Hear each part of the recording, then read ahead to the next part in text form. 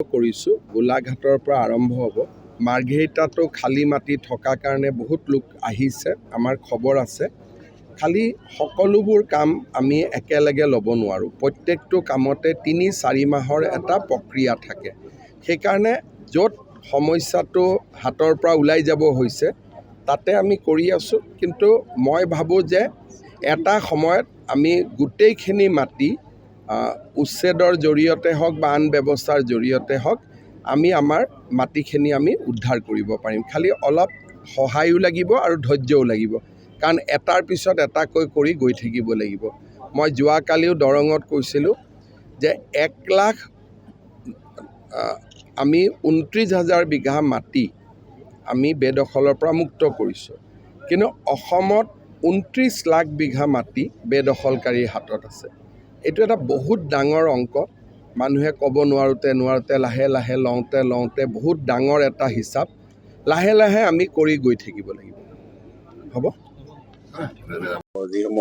আচলতে মাৰ্ঘেৰিটা বিধানসভা সমষ্টিত তদানীন্তন কংগ্ৰেছ চৰকাৰৰ দিনৰ পৰাই আজি 2 দশকৰ পৰাই কিন্তু এই যি বাংলাদেশী নাগৰিকৰ হুদ বৈছে মাৰ্ঘেৰিটা বিধানসভা সমষ্টিত বিভিন্ন প্ৰতিষ্ঠান বিভিন্ন উদ্যোগত কোকল উদ্যোগেই হওক বা ইটা ভাটাই হওক বা অন্যান্য যিবিলাক আমদানি কৰিছে এই বাংলাদেশী নাগৰিকক সেই নাগৰিকসকল আমদানি কৰাসকলকো আমি সকীয়াই দিছোঁ।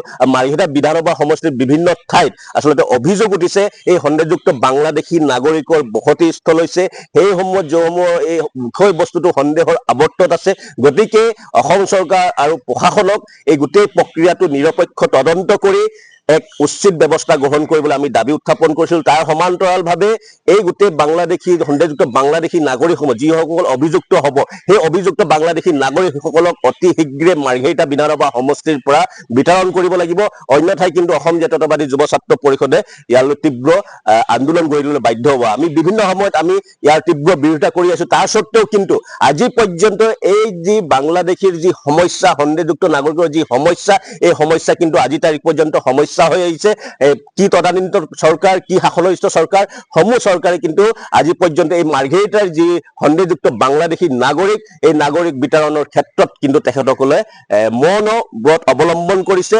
গতিকে এই ক্ষেত্ৰত আমি প্ৰশাসন আৰু চৰকাৰক আমি সকীয়াই দিছোঁ অতি শীঘ্ৰে এই গোটেই বিষয়বস্তুটো তদন্তৰ আওতাত আহিব লাগে আৰু যিসকল আচলতে সন্দেহযুক্ত বাংলাদেশী নাগৰিকৰ গন্তিত আহিব সেইসকলক অতি শীঘ্ৰে ইয়াৰ পৰা বিতৰণ কৰিব লাগিব।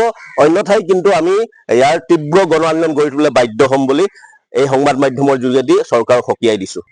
বিভিন্ন সময়ত আমি দেখা পাওঁ শুনা পাওঁ সংবাদ মাধ্যমতো আমি পাই আহিছোঁ যে বিভিন্ন ঠাইত আচলতে এই সন্দেহযুক্ত বাংলাদেশী নাগৰিকসকলক শ্ৰমিক হিচাপে আচলতে ব্যৱহাৰ কৰি আছে বিভিন্ন উদ্যোগ প্ৰতিষ্ঠানসমূহে আৰু বিভিন্ন অবৈধ কাৰ্যকলাপত তেখেতসকল জড়িত হৈ আছে। আজি আমি যদি দেখা পাওঁ মাৰ্ঘেৰিটাৰ দাঁতিকাষৰীয়া অঞ্চল নামদাঙে হওক বা অন্যান্য যি পাহাৰীয়া অঞ্চলসমূহে হওক বা ভিতৰুৱা কিছু অঞ্চলত কিন্তু আজি তেখেতসকলে বসতি স্থল কৰিছে। সেইসকল বাংলাদেশী নাগৰিকে ইয়াত থিতাপি লৈছে আৰু বিভিন্ন কৌশলেৰে ইয়াৰে বহু এনেকে যুৱতীক প্ৰেমৰ প্ৰস্তাৱ লৈ কিনে তেখেতসকলে বিয়া পাশত আবদ্ধ হৈ তেখেতসকলে ইয়াত নিগাজিকৈ বাহাৰ পাতিছে আৰু সেই সকলকো বিৰুদ্ধেও কিন্তু আমি তদন্তৰ আওতাত আহিবলৈ অসম চৰকাৰক দাবী উত্থাপন কৰিছোঁ।